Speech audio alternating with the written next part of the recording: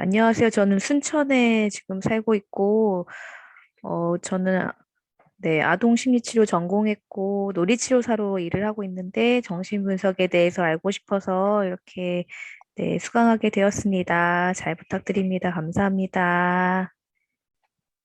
반갑습니다. 광주의 유영심입니다.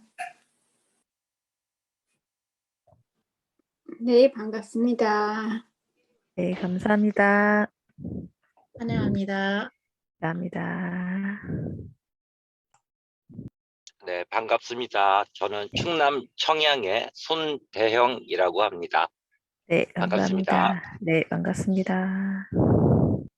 반갑습니다. 화순 살고 있는 일현 이은미입니다.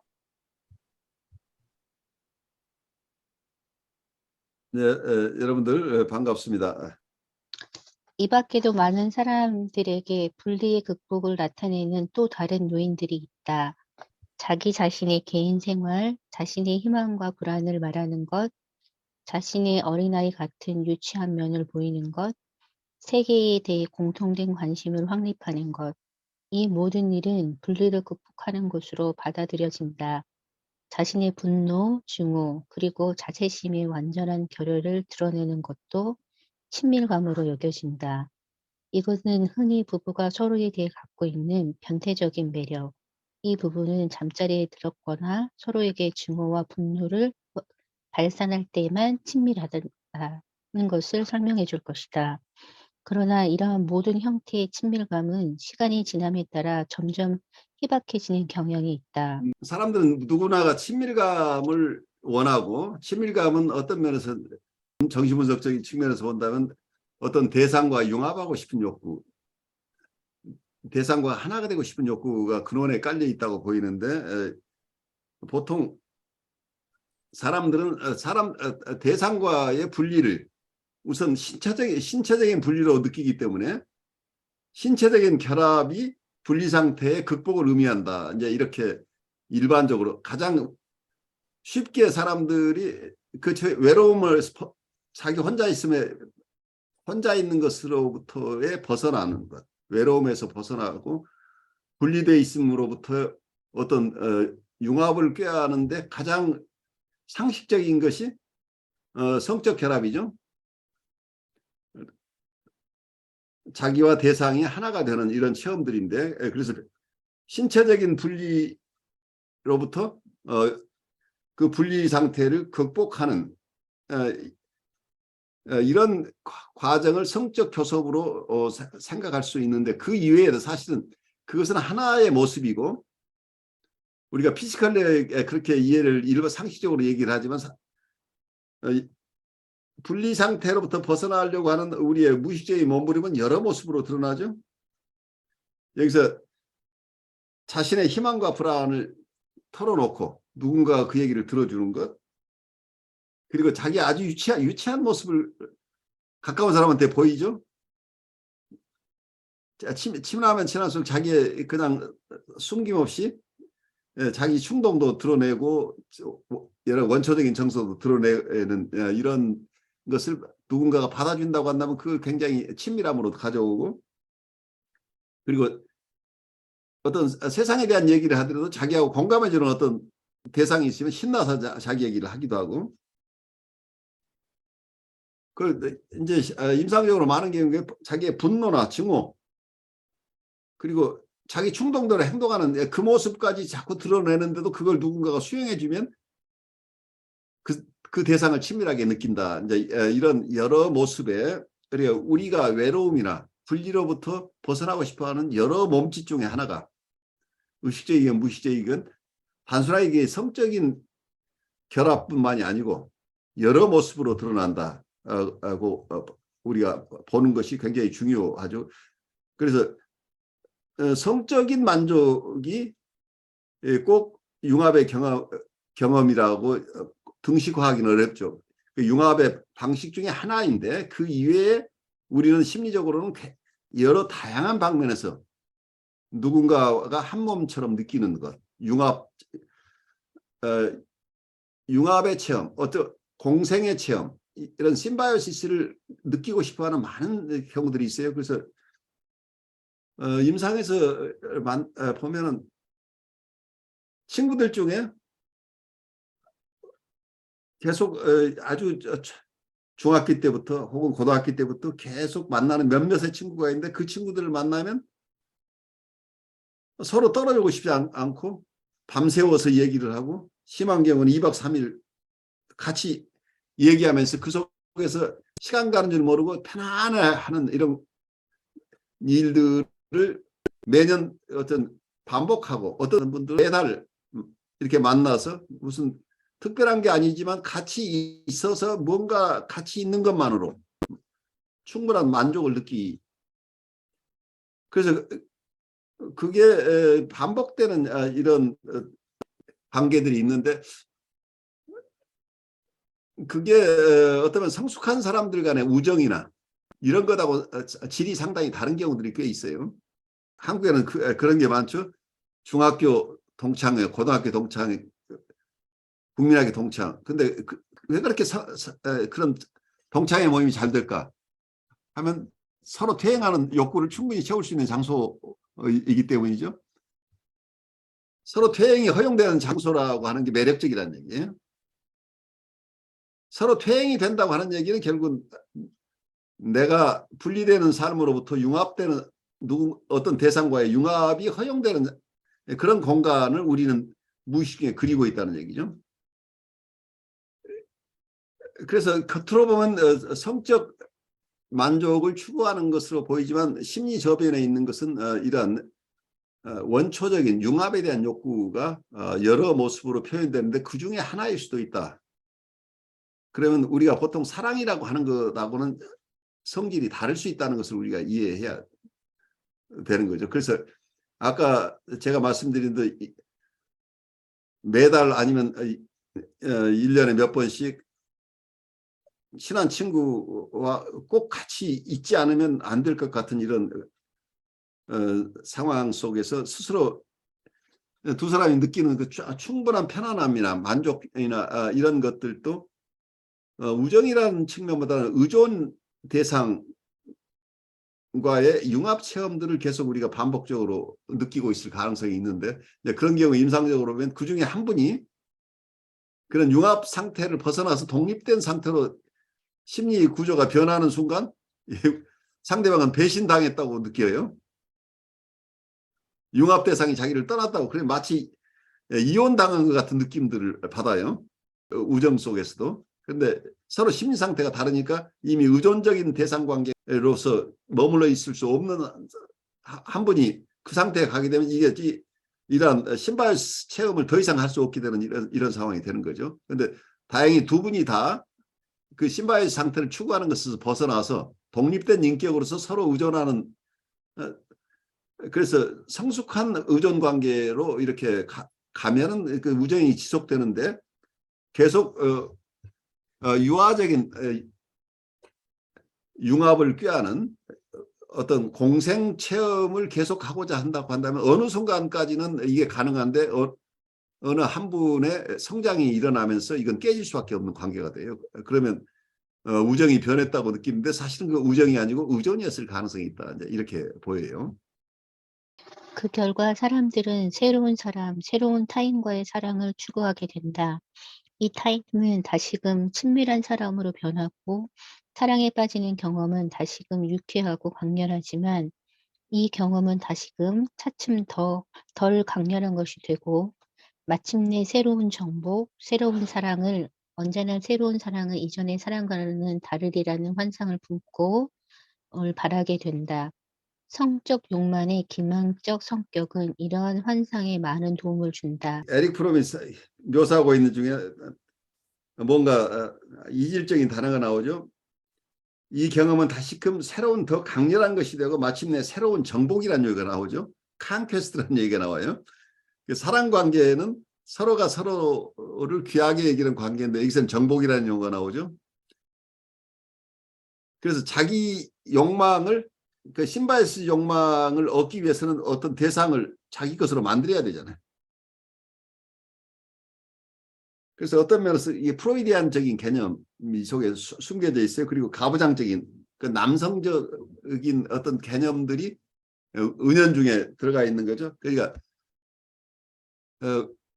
프로이드가 봤던 우리의 욕동이라고 하는 것은 끊임없이 신체로부터 어떤 자극이 생겨나면 이 자극을 방출하고 싶은 욕구가 계속해서 일어난다고 봤는데, 그래서 그런 욕구가 끊임없이 만족돼야 되는 이런 거기 때문에 대상을 있는 그대로 귀한 대상으로 보기보다는 정복 대상이죠. 자기 욕구를 채우는 도구로 사용하고 싶은 욕구죠. 그렇게 되면. 그래서 대상의 귀함을 인정하고 대상을 있는 그대로 사랑하는 그런 어떤 사랑의 개념보다는, 아까 얘기대로 누군가 낯선 사람을 만났을 때 그 사람과의 갑작스럽게 어떤 벽이 무너지는 것 같은, 그러니까 완전히 융합되는 체험, 공생의 체험을 함으로써 엄청나게 본인은 그게 사랑이라고 느낀다는 얘기예요. 사랑으로 느끼는데, 이 사람은 이런 사랑의 정서, 우리가 보통 상식적으로 얘기하는 이런 정서적 사랑의 정서를 느끼면서 그 사람과 갑자기 벽이 무너졌으니까 친밀한 상태가 되는데, 이 친밀한 상태는 점차 엷어진다는 얘기예요. 점차 엷어져서 나중에 가서는 그게 시들해지니까 이게 또 그 융합의 체험을 맛보고 싶은 욕구가 생겨나죠. 그러면 새로운 대상을 찾으면서 새로운 대상에서는 내가 새로운 체험을 할 수 있을 거야. 과거에 내가 잃어버렸던 체험을 할 수 있을 거라고 생각하고 또 그걸 반복하게 되는데, 그래서 많은 대상을 바꿔가면서 여기에 탐닉하는 사람들의 케이스가 이제 여기에 등장해요. 그래서 모든 경우가 이런 게 아니고 경우에 따라서는 이런 상황까지 간다는 얘기죠. 그래서 성적 사랑, 이라팅 러브라는데, 이라팅 러브가 두 가지가 있을 수 있는데, 하나는 본질적으로 사랑이라고 볼 수 있는 그 형제가 함께 있는 사랑. 우리가 형제 브라더리 러브라고 했을 때 거기에서는 그 요소로서 어떤 특성을 우리가 얘기했었냐면, 책임이나 보호나 존경이나 상대방에 대한 어떤 지식이나 그 상대방의 생명을 촉진시키려고 하는 어떤 소망, 그래서 대상을 위하는 마음, 이것을 형제라고 봤었는데, 성적인 관계를 맺는 그 대상에게도 이 마음이 기본적으로 깔려야 이게 사랑이라는 얘기예요. 아까 얘기된 어떤 정복의 대상을 본다고 하는 것은 사랑이 아니란 얘기예요. 자기 욕구 충족의 대상이고 공생의 대상으로 상대방을 선택하고 싶은 욕구가 숨어 있기 때문이죠. 만만치 않은 얘기인데, 그래서 섹슈얼 디사이어가 섹슈얼 러브라고 바로 등식으로 갈 수 없다는 얘기예요. 섹슈얼 디사이어의 실현 과정 속에서 이게 브라더리 후드와 만나면서 그 대상을 귀한 존재로서 그 대상 자체가 생명력 있게 살아갈 수 있도록 서포트하면서 존경하고, 그리고 보호하면서 관심을 갖는 이런 대상으로서 상대방을 만나지 않는 관계는, 이건 사랑의 관계가 아니고 욕망의 대상으로서의 관계만 남는다는 얘기죠. 그래서 이 섹슈얼 디사이어 중에 섹슈얼 러브라고 할 수 있는 거가 섞여 있지만, 모든 섹슈얼 디사이어의 실현 대상이 다 사랑의 대상은 아니라는 얘기죠. 이제 그런 얘기를 애써 하고 있는데, 이게 전번에 우리 손대영 선생님이 말씀하신 건 이게 너무 비현실적인 얘기가 아니냐 하는 측면에서 너무 어느 한 편만을 얘기하는 거 아닌가 하는 얘기를 우리가 좀 더 이 염두에 두고 따라가 보죠. 정서적인 부분은 우리가 무시할 수 없는데, 이제 그 부분까지를 통합해내야 되는 작업이 어떤 면에서 에릭 프롬도 그 지점을 향해서 이 논리를 펴고 있을 거예요. 성적 욕망은 융합을 지향하지만 결코 육체적 욕망이나 고통스러운 긴장의 해소에만 국한되지는 않는다. 그러나 성적 욕망은 사랑에 의해 자극되는 것과 마찬가지로 고독의 불안에 의해, 정복하려는 또는 정복당하려는 소망에 의해, 허영심에 의해, 상처를 내고 심지어 파괴하려고 하는 소망에 의해 자극된다. 성적 욕망은 강렬한 정서와 쉽게 뒤섞이고 그것에 의해 쉽게 자극되며 사랑은 강렬한 정서의 한 종류에 지나지 않게 된다. 성적 욕망은 대부분의 사람들 마음속에 사랑이라는 관념과 짝을 이루고 있기 때문에 사람들은 육체적으로 서로를 원할 때 서로 사랑하고 있다는 잘못된 결론에 도달하기 쉽다. 사랑은 성적 결합의 소망을 일으킬 수 있다. 이 경우 육체적 관계에는 탐욕이나 정복하려는 또는 정복당하려는 소망은 없고 부드러움이 섞일 뿐이다. 육체적으로 결합하려는 욕망이 사랑에 의해 자극되지 않는다면, 성애가 동시에 형제애가 아니라면, 이러한 욕망은 도취적이며 일시적인 합일에는 결코 도달하지 못한다. 성적 매력은 순간적으로 합일의 환상을 일으키지만 사랑이 없는 한 이러한 합일은 낯선 사람들을 이전과 마찬가지로 멀리 떨어져 있게 한다. 때로는 이러한 합일은 서로 부끄러워하게 하거나 심지어 서로 미워하게 만든다. 환상이 사라질 때 그들은 이전보다도 더욱 뚜렷하게 격리감을 느끼기 때문이다. 부드러움은 프로이트가 믿고 있는 바와는 달라서 결코 성적 본능의 승화가 아니다. 부드러움은 형제의 직접적인 결과이고 비신체적인 형태의 사랑과 마찬가지로 신체적 형태의 사랑에도 있다. 성애에는 형제애와 무성애에는 없는 독점욕이 있다. 성애의 이러한 배타적 성격은 좀 더 검토할 필요가 있다. 흔히 성애의 독점욕은 소유적 애착으로 오해되고 있다. 우리는 흔히 서로 사랑하고 있는 두 사람이 다른 사람에게는 전혀 사랑을 느끼지 못하는 것을 볼 수 있다. 그들의 사랑은 사실은 두 사람 사이의 이기주의다. 그들은 서로를 동일시하는 두 사람이고 그들은 단일한 개인을 둘로 확대함으로써 분리의 문제를 해결한다. 그들은 고독의 극복을 경험하지만 그들 이외의 다른 사람들과는 분리되어 있으므로 여전히 서로 분리된 채로 있고 그들 자신으로부터 소외되어 있다. 곧 그들의 합일 경험은 환상이다. 성애는 배타적이지만 다른 사람을 통해 전 인류를, 모든 살아있는 자를 사랑할 수 있다. 나는 나 자신을 오직 한 사람과만 충분하고 강렬하게 융합시킬 수 있다는 의미에서만 성애는 배타적이다. 에릭 프롬이 강조하고 있는 부분을 제가 다시 한번 말씀드리겠습니다.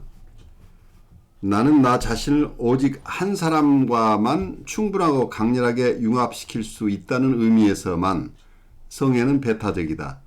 성애적 융합, 곧 생명의 모든 면에서의 완전한 위임이라는 의미에서만 성애는 다른 사람에 대한 사랑을 배척하며 깊은 형제라는 면에서는 그렇지 않다.